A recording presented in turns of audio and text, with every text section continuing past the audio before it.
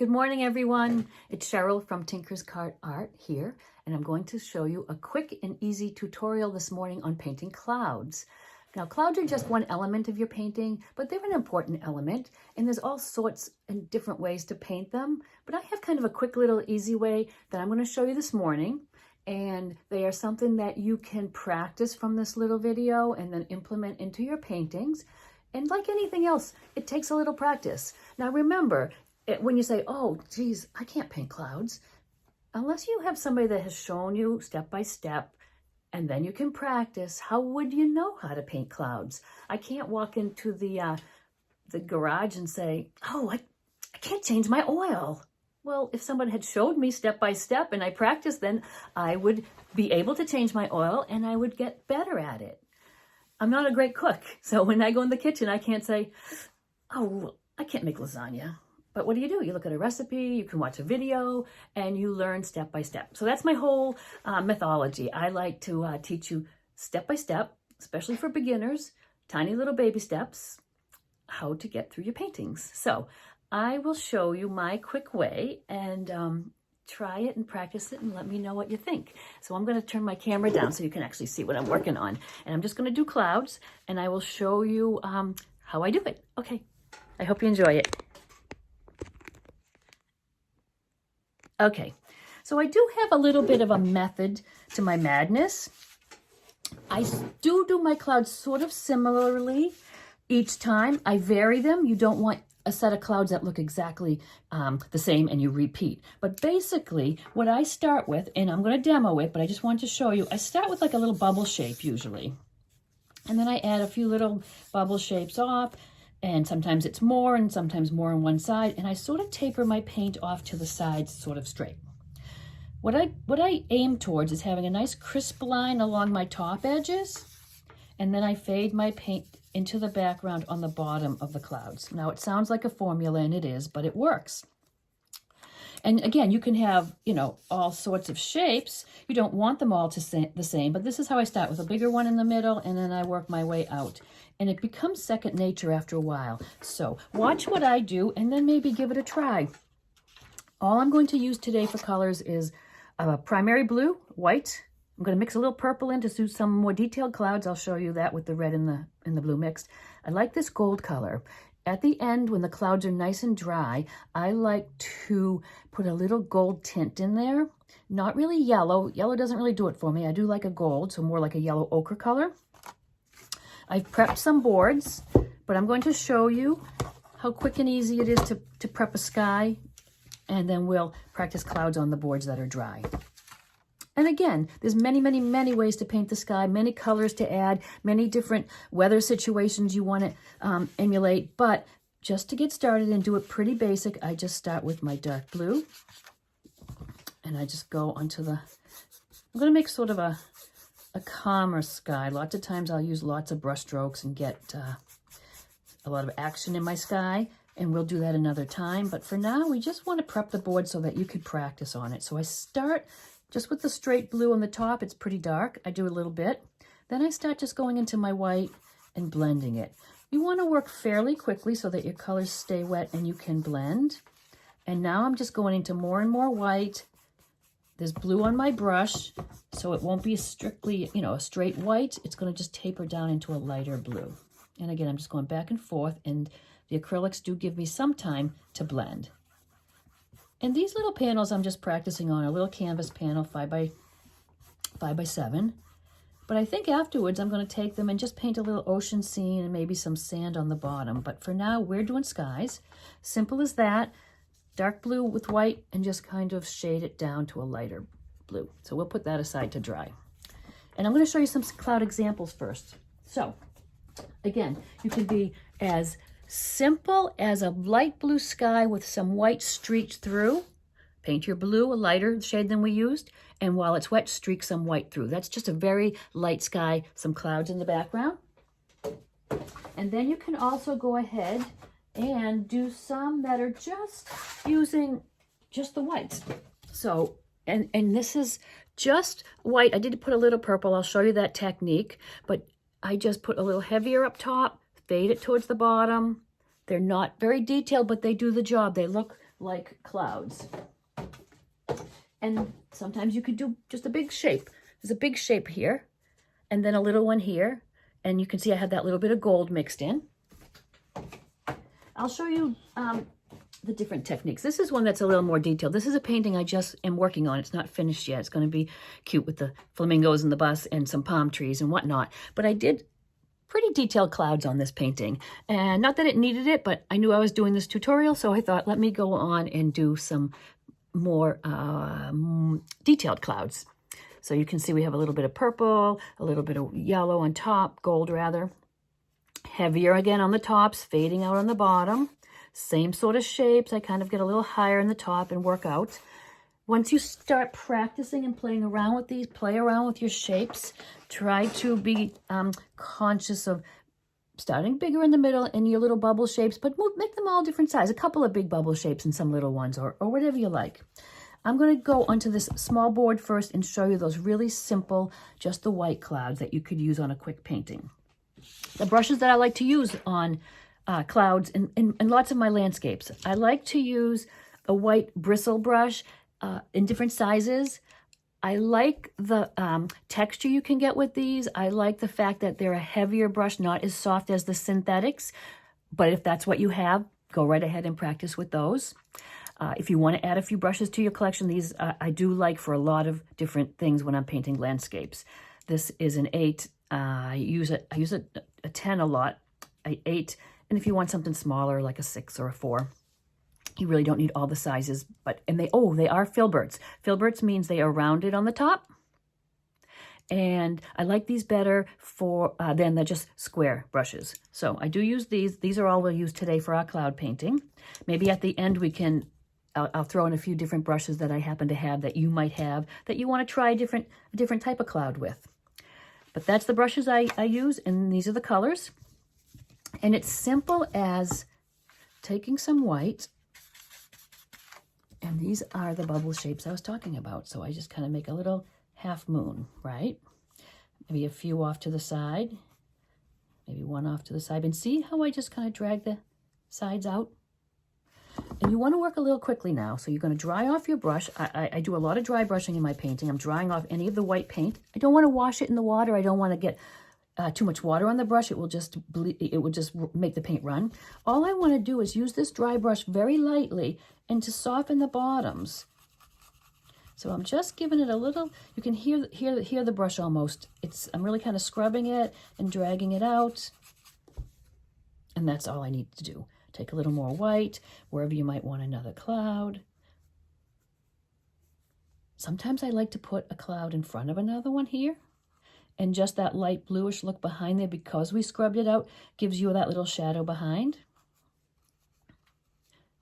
And I have to be careful as well, because I sometimes tend to make all my clouds the same shape. So I'm going to try to be more conscious of that. I've got this bubble here. I'll do another big one. Make this a bigger one. But you never want to just end that way and leave it. Yes, clouds look like that, but to me, it looks more pasted on. Somehow doing this little, dragging it out a little bit, sort of fades it and makes it look a little more natural. If you do study clouds, you can see how crazy they look and amazing sometimes. But I feel sometimes if I painted them that way, they might not look real. But do play around, because you can make big formations too, like I showed you in that little hibiscus paint. And you can make it quite big. Whatever you do, just end up by softening the bottoms. Sometimes you might just want a little streak very lightly. I'm hardly touching the canvas with that. I'm just dragging that across. When they dry, I go back and I like to highlight the tippy tops. I'm taking just a little bit of white, taking some off. I never want to go with a big full brush load onto my cloud, because I'd rather start really light and build up rather than have a big blob on there trying to get rid of it. So I start fairly light. I take paint, but I wipe it off. And I'm just going towards the tippy tops of the clouds now. And I'm almost taking just a little white on the corner of my brush, using that corner with the paint to the top of the cloud. And every time I think it's fading in too much, just take a little more paint, start again. I go back and I repeat this process as many times as I need to where I like that it's highlighted on the top. Sometimes the paint dries and it sort of fades into the background. So just watch it as it's drying. And if you want to put more, you can. And sometimes I go ahead and I'll add little bits, you know, something like this in front. You can really go crazy and just use your imagination. So this could be a cloud in your painting. You wouldn't have to go any further. You wouldn't have to add the shading and the gold or anything else if you didn't want to, because that makes a nice cloud if you're doing a little painting. So that's the basic cloud, the basic shape. I always like it to be a little more of a hard edge on the top and soften the bottom. Pretty easy stuff. It's just practice. You don't really want to do too many clouds that are the exact shape like I said. So when you do a few, just set it aside and step back maybe, and then visualize some other ways to paint them. So I'm going to put that one aside now. Our other board is drying, but I have a little bigger canvas here, and we're going to do the same thing, and then we're going to add some detail. So again, start the same way, and this gives you a nice video to watch me do this over and over again. You could certainly use a picture as a reference and go by that. I'm just making these up out of my head right now, but if you're using a reference photo, do your best and just copy those shapes. So again, I have the white paint on there. I'm making my bubbly shape. And do practice maybe adding just the color, the white, on the one side of the brush and patting it off. That almost, if you watch now, almost blends that color for you without going back and scrubbing too much. So that's a little technique of brush loading that does take practice though, but do try it. Just a little corner of the brush, use that corner towards the top, make your cloud shapes, drag it out on both sides like I do, dry your brush off, and work fairly quickly. Do each cloud individually, because if you don't, this is going to dry and you won't have time to do this scrubbing. So then I just sort of soften it in. And that's enough for one. Maybe we'll make a different shape down here. Maybe a bigger, shorter shape, like a little cumulus cloud there. Here's another tip that I find. You don't really want to end like down. I like to end going straight out. Now again, that's my formula. Many clouds do have this going down, and you could paint that little, you know, you see sometimes that little shine coming out of the cloud. But sometimes if you get a shape that's too much pointing down, it doesn't look as natural. Bump it up, bump it up. And now watch, I'm putting that paint on and sort of scrubbing it out at the same time. Loading my brush, taking a little off, painting my little bubble shape. And can you see, because the bottom of the brush here really doesn't have paint on it, and the top does, and I'm almost scrubbing it as I go along. So these are little techniques to start with the basics and then start playing around with the brush control and how you load your brush as well. You can just have one peeking out on the side sometimes. And again, a really light one, hardly touching the brush to the canvas, really wispy, like you're almost putting makeup on or something. You're just giving that a little bit of a wispy look. And now I would let it dry a tiny bit. I'm going to go back and really highlight the tippy tops, but not on all of them. Like say you wanted to keep that as a little wisp, I'm not going to touch it. That's the way that will stay. But these guys, you can go right on, and you can change the shapes, make them a little bit more cloudy and bubbly if you want. So just hit the tippy tops. If you need to, you can sort of soften it if it looks like a harsh line. And sometimes I like to put, again, one right in front of each other. I wouldn't go up too high. I want to leave room here so it gets a little darker where this one is in front. And now you get the illusion that there's a shadow behind there, and this one pops forward. And that's also a place where I'm going to put that like purpley shadow behind there.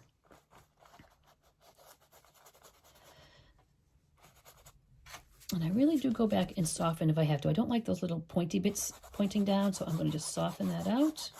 When I'm softening it, I just hit the bottoms and then pull out, like I said. And a little bit more on the tippy tops of these. And you can also just do those, say we highlight one side, leave that a little darker. That's kind of a cool look. Trying to make a few different examples for you here. I'm going to make another cloud in front here because I want to have places to show you how I do that little bit of shading. I mix up a shade color, and I'll show you it in a minute, of a purpley color, just the blue and the red.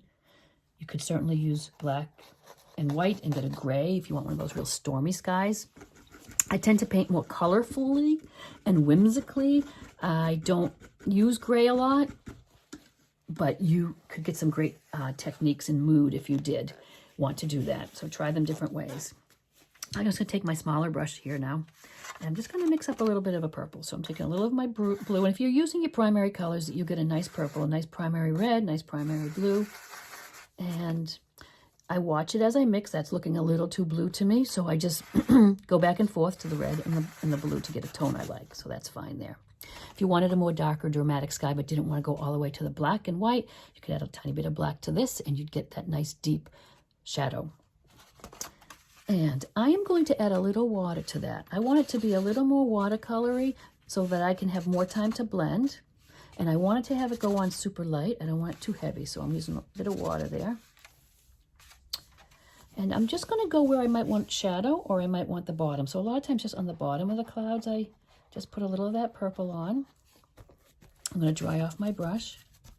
And if it's a little harsh and dark, no worries, because we'll just dry brush some white on top of it. So I'm just going to soften it. And because that's watered down, we have some extra time to soften there. And I'm going to dry that brush again because I want a soft edge blend underneath here. Where this paint is wet, you can always go right into your water and just use the water that you pick up to blend it too. It's like a little watercolor. There. I think I'll add a little white going forward because it's just a little dark for that blend for my liking. When I have two clouds, one in front of each other, I add a little, let me get back to that. It's a little too pink there. Remember, it's a trial and error thing. I'm going to put a little purple behind here. I would wait till these clouds dry usually, but I don't want to have you here too long, so I will just kind of paint it and try to avoid the wet areas. And I'll soften that up into my cloud. And again, you can just put a little tiny bit in sometimes, just a little tiny scrub. There's hardly any on the brush there. Same on the bottom here. You can see the difference. That was a little dark. I'd rather go a little lighter like this. And I'm going to add some behind because this is a shadow with the blue, the light blue there. But you know, if we add a little bit of this, it'll really contrast nicely. Okay, so I put the color on. I'm always, even when I'm painting landscapes and things, I'm always dry brushing and softening and blending. If we were painting in oil paints, you have all the time in the world, which is why oil paints are kind of cool. But the speed of painting and the ease of it being water-based with acrylics is nice. So we just have to adapt the technique sometimes to extend the drying time. There are extenders you can use too to extend your drying time, but I just rather work a little quickly. So now I would go back. I've just dried the brush off on my paper towel. I'm going to go back into the white because if it's ever a spot where it's a little dark, we'll go over it and lighten it. It's a little wet there still, so we'll let that go for now. But we can go back up here. Can you see? I did highlight these tippy tops, but it's sort of fading a little bit. So I'm going to go and give it just a really bright touch here and there. And it doesn't have to be the whole shape like we did before. You could kind of almost go in and dab it if you wanted to get little highlights in different places. We've really lost the blend, the highlight here, so you could go back in. And then I just dry my brush off, and if I need to, I soften a little. But sometimes I just leave those edges at the top there. Just hitting it here and there on this one. I don't want to do the whole top, but I like to hit a few spots. And when you do that, if you can see, it's really bright right here. I've left a little spot, so that gives it a little shadow. It gives a little form to the cloud. Again, it's going to be trial and error for you. It's going to be playing around and just painting clouds and painting clouds, having fun. You could do it on a piece of mixed media paper or canvas paper. It doesn't have to be on a canvas.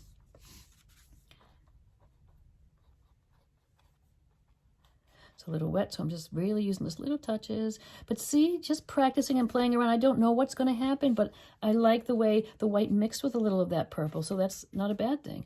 I think I might like a little bit something in front here just because I like that dark shadow there, but I don't like the way it ended against the blue. So look, we'll just add. And again, I want to soften it a little bit. It's a little rough there for my liking, so just with the dry brush, we'll just soften it. Now, what would you do if your cloud was too dry and it didn't budge? You couldn't soften it? There's always ways to work with it. I would just go back to my blue mixture, try to match what I have in the sky there a little bit, and then just soften it up into the cloud, and you can certainly blend that way. And if you think you've gotten too white in some places, you can certainly go and just add a little of the blue back. But remember, just then dry brush and soften it in. The little gold touches that I really like to add, and let me show you again one that might have a little more of that. Let's see, that you can see. So this one here, you can see the little bits of gold. Very last is when I add those, at the very end, when the paint is really dry, because if you have any blue that mixes in or purple that mixes in with that gold, you won't get that nice glowy sunshiny look. So I let it dry really good, and then I add it in. I'm going to try to add it in here now just so you can see me do it, but I would recommend letting it dry a little more. I don't want to use the gold this strong. I'm going to pull it aside. I'm going to mix it with some white. I want a very light goldy color. And even as many clouds as I've painted, I still can't go right onto it and know if that's going to be exactly the right shade. Sometimes when you put it on, it's too dark or too light. I go on the light side so that it's easier to add color than take it away. So I always add a little tiny bit, very lightly, and then I can adjust it if I need to. There's no rhyme or reason or where you're going to put these little gold touches. I randomly just put them in the white areas usually. Oops, my brush is shedding, which they do. So I'm going to go in just a little bit here and there. It's on the verge of being too dark, but it's showing up nicely, so I'm going to go with it. And like I said, I do a few tiny touches, leave it, move on. Don't get too involved. You don't want too much. You don't even have to hit every cloud with them. You can just do some. I just randomly, really quickly, really lightly, and don't think about it too much, and just do them. And that just adds a little bit of gold to it.